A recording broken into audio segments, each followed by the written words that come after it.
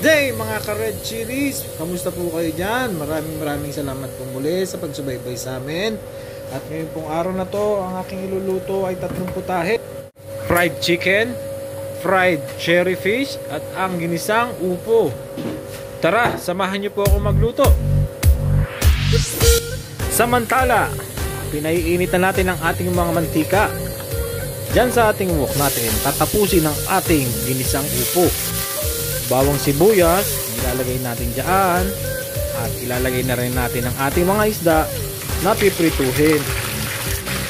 Sa kabilang ibayo, ilalagay naman natin ang ating mga manok na i-deep fry. Ituloy-tuloy na rin natin ang ating pagluluto sa ating upo. Ilagay natin ang hipon, ang ating kamatis,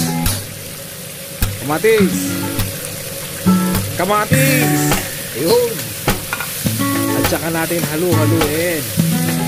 Pag lumambot na lang mahagya ang ating kamatis, lagyan natin siya ng spices katulad ng bechin, asin, yung pepper powder, chili powder, at ang ating partner, green chili.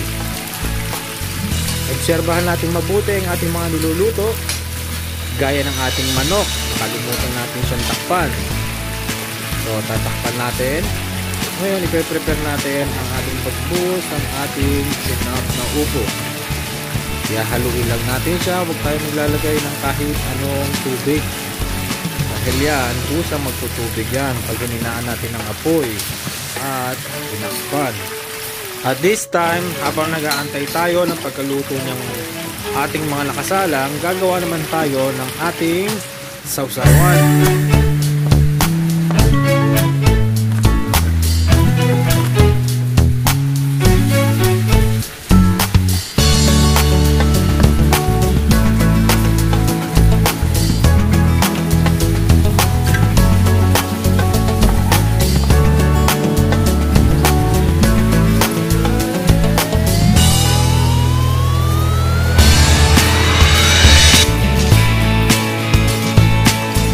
Samantala, balik po tayo sa ating mga niluluto. Babalik na rin na natin ang ating piniprito. I-check na rin natin ang ating upo. Mukhang pwede na to. Hinaan natin ng gusto yung apoy at ating haluin. Tansyahin natin kung okay na yung nilabas niyang sabaw.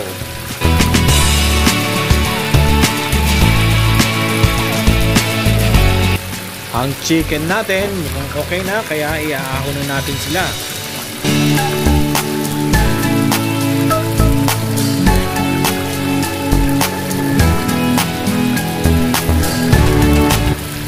Kita nyo naman, crispeng crispy.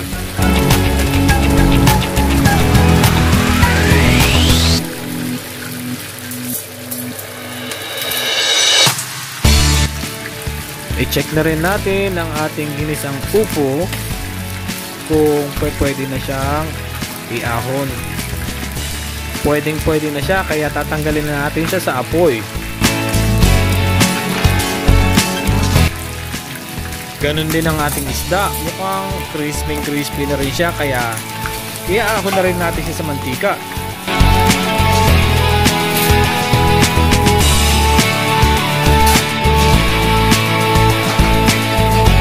Alright, it's time!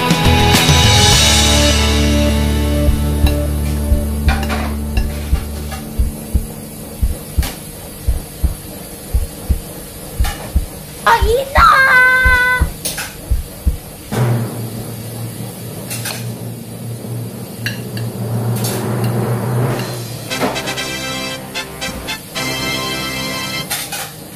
At iyan nga po ang aming menu for today. Maraming salamat po sa inyong pagsubaybay sa Red Chili All About Food. God bless and don't forget to subscribe. Thank you. 아무렇지 않은 척 아무도 na na